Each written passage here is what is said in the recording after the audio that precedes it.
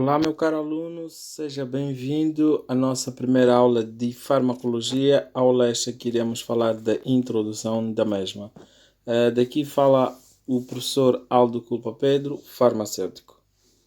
Na aula de hoje, veremos a definição da farmacologia, as principais áreas do estudo, a farmacologia como ciência, a sua importância e divisão.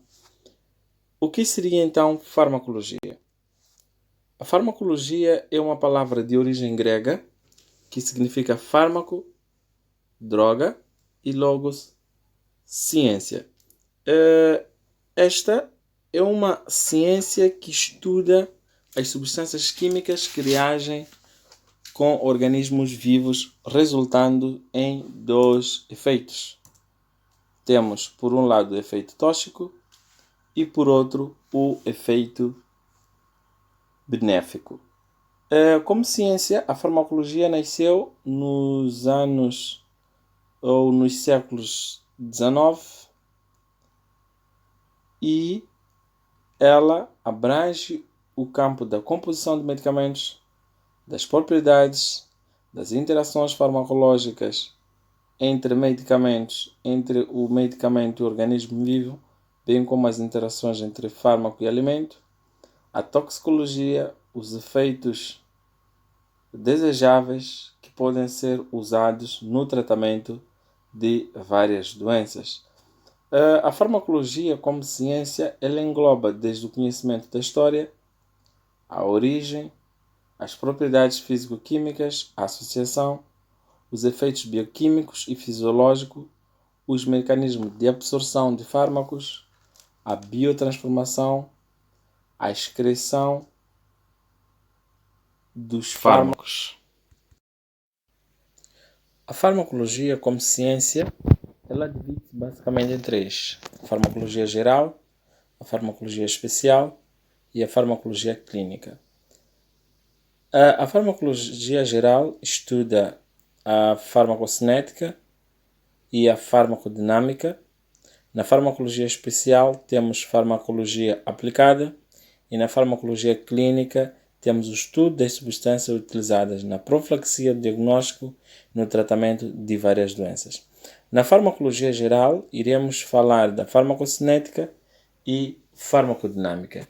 De referir que a farmacocinética diz respeito aos processos de absorção, distribuição, biotransformação e excreção dos fármacos.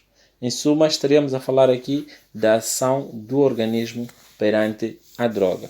E também temos a farmacodinâmica, que trata das reações ou das ações farmacológicas e dos mecanismos pelos quais os fármacos atuam. Com isso, estaríamos a dizer aqui que a farmacodinâmica estuda a ação da droga no organismo. A farmacologia especial é tida como uma farmacologia aplicada, esta porque estuda as drogas em grupos que apresentam ações farmacológicas semelhantes. Por exemplo, farmacologia das drogas autônomas. Ou seja, podemos também dar um exemplo de querer agrupar fármacos que atuam no sistema nervoso central. É importante estudar a farmacologia para individualizar a terapêutica farmacológica de cada doente ou para cada paciente, porque é através do conhecimento dos processos farmacocinéticos e farmacodinâmicos, bem como os outros, que nós conseguimos identificar o medicamento certo para o paciente certo, a hora certa e em quantidades certas.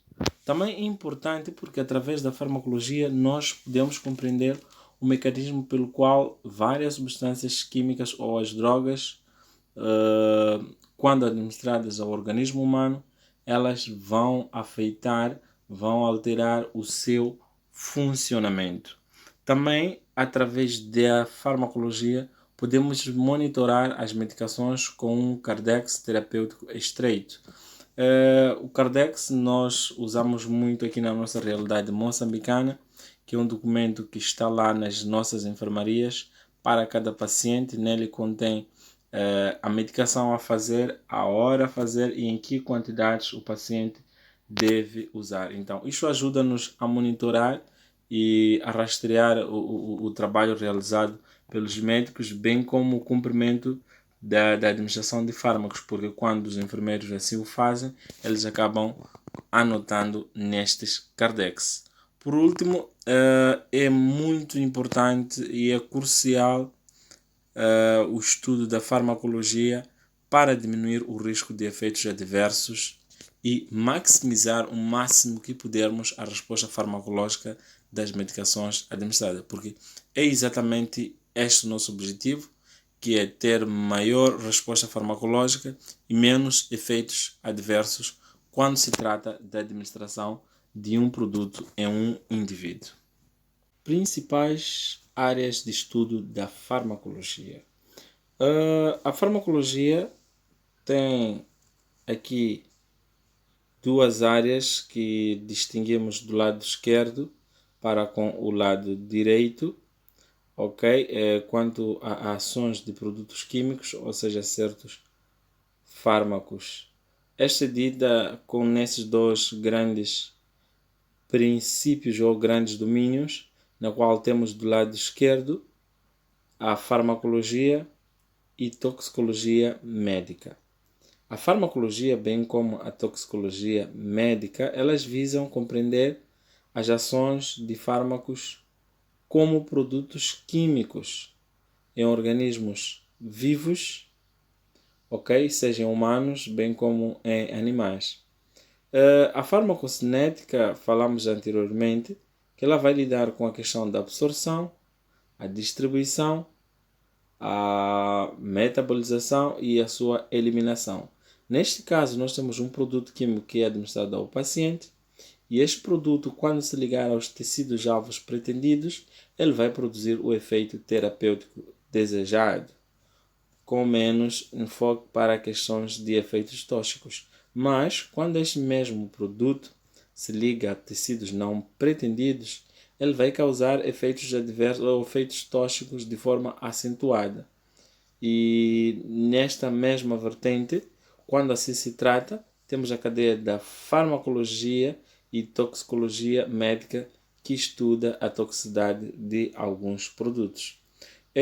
Do lado direito, fala-se aqui da toxicologia ambiental. Essa toxicologia ambiental, nós temos aqui um produto químico que vai ao ambiente ou outros organismos. Seguindo a cadeia alimentar, ele pode produzir outros organismos, isto que vai culminar com a toxicologia do ambiente, ok? Nesta vertente, o segundo domínio, ou do lado direito, vai se preocupar com os efeitos de produtos químicos sobre todos os organismos e sobrevivência em grupos. Divisão da farmacologia. A farmacologia básica ela divide-se em duas grandes áreas. Por um lado temos a farmacocinética, que estuda os fenômenos da absorção, distribuição, metabolismo e ou biotransformação, bem como a eliminação. E do outro lado temos a farmacodinâmica, que estuda o local de ação, o mecanismo de ação e o efeito produzido pelos fármacos. Temos já agora na reta final a dica do dia. Esta será uma situação que iremos colocar em cada 3 aulas. A dica do dia é um quadro, praticamente que podemos assim dizer, que irá trazer aqui certas realidades de prescrições, certos problemas que podemos aqui dar sugestões de resolução.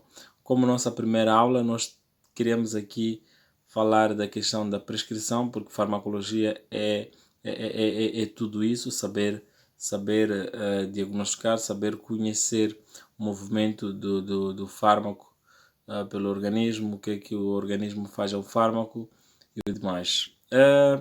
Para poder prescrever, existem 4 situações a ter em consideração. O primeiro está ligado a situações fisiológicas. Quando pretendemos prescrever uma medicação, nós temos que ter atenção à gestação, à idade, o peso e sexo. A gestação, por uma simples razão, porque existem fármacos que causam malformação congênita, podem causar malformação congênita nos fetos, porque esses, na sua maioria, ainda não têm produtos capazes de metabolizar certas substâncias, e quando estes fármacos passam para os fetos acabam causando uma toxicidade. A questão de idade é também crucial para saber, a princípio, que forma farmacêutica dar, quais são as quantidades a dar. Os grupos que pretendem que nós aqui queremos chamar a atenção é quanto à prescrição para os idosos e as crianças, porque a maior parte dos estudos de fármacos, de introdução de novos fármacos, não abrange esta área, essa faixa etária em grandes quantidades. A outra vertente é a questão do peso, para sabermos que quantidade dar, para evitar a questão de toxicidade, e o sexo. A segunda situação está ligada aos hábitos do paciente. Nós devemos procurar saber se é que o paciente é consumidor de cigarros ou qualquer outro tipo de fumo, bem como o álcool. O álcool sabemos porque é um depressor do sistema nervoso central, e se, por exemplo, prescrevermos um fármaco que vai agir a nível deste órgão, o que vai acontecer é que o fármaco vai potenciar ou diminuir o efeito desta droga. Os fumos têm também a mesma situação. Muitas das vezes os consumidores dessas situações têm problemas hepáticos, e nós sabemos que grande parte dos fármacos administrados pela via oral são metabolizados a nível do fígado. Existe a questão das doenças pré-existentes. Gostava aqui de referenciar, temos aqui a questão da insuficiência hepática, insuficiência renal, e aqui quisemos repetir a questão de problemas com o fígado para facilitar a percepção de alguns. Nós sabemos que a insuficiência hepática é uma grave deterioração da função do fígado. Esta é causada por um distúrbio ou substância que lesiona o fígado. A maioria das pessoas apresentam pele e olhos amarelos, apresentam cansaço, fraqueza e perda de apetites. E também temos algumas outras situações em que alguns pacientes têm a formação de hematomas e, por vezes, sangramento. Normalmente, esta situação é tratada envolvendo o controle do consumo de proteínas, a inalação de sódio na dieta, a interrupção completa do consumo de bebidas alcoólicas, porque nós sabemos que o fígado, neste caso, acaba ficando deteriorado, e tratar certas causas. Mas em países desenvolvidos que autorizam a questão de transplante de órgãos, este tem sido uma das principais, um dos principais métodos de tratamento para esse tipo de situação. A insuficiência hepática é causada na maioria por questão viral. Estamos a falar das hepatites, de consumo excessivo de álcool, e estudos também indicam que o consumo de paracetamol causa grande insuficiência hepática. Também temos a questão de insuficiência renal. Grande destaque aqui é para fármacos que são excretados pela urina. É preciso ter em consideração, porque se assim não acontecer, o fármaco vai permanecer no organismo, o que vai causar uma toxicidade. A quarta característica são características ligadas ao próprio fármaco. Nós temos que ter em conta escolher o fármaco com a maior seletividade possível, porque vimos ali no exemplo anterior, em que quanto mais seletivo for o fármaco, menos são os efeitos tóxicos, o adverso. Quanto menos seletivo for, maior será a probabilidade dele causar efeitos. Também devemos saber ter em conta quanto à questão da droga, se é tóxica ou não, para o caso de comprometimento de alguns órgãos e o tempo de eliminação da própria droga no organismo. A última, quarta característica muito crucial e importante é a via de administração. Muito se tem notado que esses fármacos, na sua maioria, principalmente os fármacos de uso ocular e auricular, aqui no nosso país, tem existido muita confusão quanto a esses fármacos. Disse teoricamente, ou seja, em farmacologia, por causa de questão do pH, as gotas oftálmicas podem ser usadas no ouvido, mas as do ouvido não podem ser usadas na vista. Ficou aí a dica do dia de hoje. Obrigado por terem participado na nossa aula. Próxima aula falaremos dos conceitos gerais e alguns princípios básicos de farmacologia. Obrigado, espero que tenha gostado. Até a próxima aula.